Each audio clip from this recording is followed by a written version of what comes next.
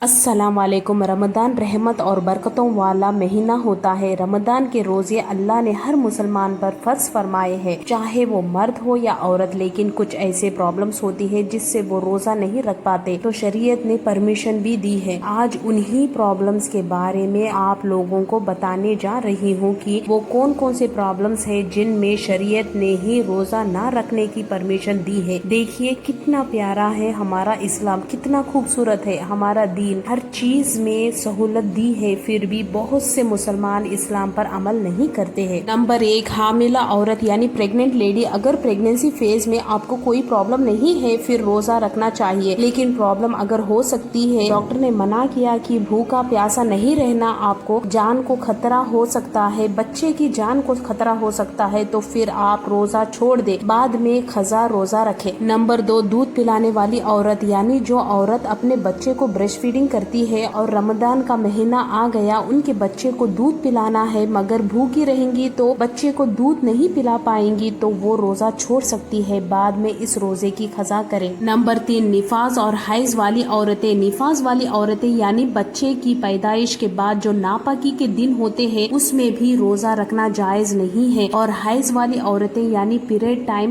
آپ کا چل رہا ہے تو اس میں آپ روزہ نہیں رکھ سکتی۔ حیض اور نفاس والی جو عورتیں ہیں وہ اگر روزہ رکھ بھی لے تو روزہ نہیں ہوگا، کیونکہ ناپاکی میں روزہ ہوتا ہی نہیں ہے۔ تو اگر آپ کا نفاس اور حیض کا ٹائم چل رہا ہے تو پھر آپ کے اوپر روزہ نہیں ہے، آپ بعد میں اس روزے کی قضا کریں گی۔ نمبر 4، بیمار آدمی۔ کوئی ایسا بیمار آدمی جسے ماہر ڈاکٹر نے کہا ہے اگر وہ روزہ رکھیں گے تو آپ کی جان کو خطرہ ہے یا آپ کی بیماری بڑھ جائے گی، تو پھر ایسے بیمار آدمی جس کو یہ بتایا گیا ہو، جس کو یہ یقین ہو کہ اگر وہ روزہ رکھیں گے تو اس کی بیماری بڑھ جائے گی یا اس کی جان کو خطرہ ہو سکتا ہے، پھر شریعت نے ہی یہ کہا ہے کہ آپ روزہ مت رکھو، جب اللہ صحت دے دے، تندرستی دے دے، تب آپ اس روزے کی قضا کر لینا۔ یاد رکھنا روزے کا فدیہ روزہ ہی ہے۔ اکثر لوگ سمجھتے ہیں کہ روزہ نہیں رکھ پائے تو کوئی بات نہیں، اگر آپ روزہ نہیں رکھ پائے کسی پرابلم کی وجہ سے تو آپ کی جب وہ پرابلم دور ہو جائیں گی تو آپ کو قضا روزہ رکھنا پڑے گا۔ اگر آپ کو وہ پرابلم ختم ہی نہیں ہوئی یا آپ اپنے لائف میں روزہ ہی نہیں رکھ پائے اور اب آپ کو یہ لگنے لگا کہ آپ بچوں گے نہیں، آپ کی لائف کا آخری وقت چل رہا ہے، تو پھر آپ فدیہ روزے کا دے سکتے ہو یا اپنے گھر والوں کو وصیت کر سکتے ہو کہ میرے اتنے روزے چھٹے ہیں، میرے اتنا فدیہ روزوں کا آپ دے دینا۔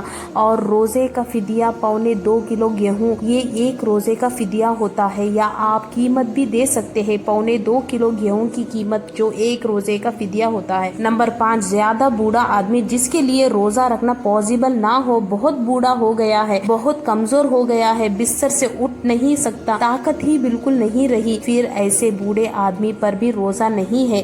جب وہ بوڑھا آدمی صحت مند ہو جائے تو پھر روزہ رکھ لے، اور اگر صحت ٹھیک نہیں ہو رہی تو روزے کا فدیہ کرے۔ نمبر 6، پاگل اور دیوانہ آدمی۔ مان لیجئے کوئی پاگل رہا یا دیوانہ ہو گیا، بے ہوش رہا، تو پھر ایسے شخص پر بھی روزہ نہیں ہے۔ نمبر 7، جسے جان کا خطرہ ہو۔ مان لیجئے کسی نے کہا کہ اگر تم روزہ رکھو گے تو تم جان سے مار دیے جاؤ گے، تو ایسے وقت میں بھی روزہ چھوڑنا جائز ہے۔ نمبر 8، مسافر کا ہونا۔ اسلام کے نظر میں یعنی شریعت کے حساب سے مسافر وہ ہوتا ہے جو 82 کلومیٹرز کا سفر کر رہا ہو۔ آپ کے گھر سے آپ جہاں جا رہے ہو تو وہ ڈسٹینس 82 کلومیٹرز کی ہے تو آپ مسافر کہلاؤ گے، اور 15 دن سے کم آپ سفر کے لیے نکلے ہو، جس جگہ آپ جا رہے ہو وہاں آپ کو 15 دن سے کم ٹھہرنا ہے تو آپ مسافر کہلاتے ہو۔ شریعت یہ کہتی ہے کہ بہتر یہ ہے کہ آپ روزہ رکھو، اگر روزہ رکھ سکتے ہو تو رکھ لو، لیکن زیادہ پرابلم آپ کو لگ رہی ہے تو آپ کو پرمیشن ہے کہ آپ روزہ چھوڑ سکتے ہو۔ تو یہ عام لوگ ہیں اور یہ عام پرابلمز ہے جس میں روزہ نہیں رکھا جائے گا، یہ عام طرح کے لوگ ہیں جس کو شریعت نے کہا ہے کہ آپ روزہ نہ رکھو۔ ان آنٹ لوگوں کے علاوہ جتنے بھی لوگ ہیں، ٹھیلا چلانے والا، مزدور آدمی، فیکٹری میں کام کرنے والا، ان لوگوں کو جائز نہیں ہے کہ یہ روزہ چھوڑ دے، بلکہ یہ آنٹ پرابلمز ہے، یہ آنٹ پرابلمز جس کے اندر بھی پائے جائیں گے تو اس उसको रोजा छोड़ने की परमिशन है। लेकिन रोजा छोड़ने का मतलब ये नहीं है कि जब आपके प्रॉब्लम्स दूर हो जाए तो फिर आपको रोजा ही रखना पड़ेगा, या वो प्रॉब्लम्स आपसे दूर ही ना हो तो आपको लगे कि आपकी लाइफ का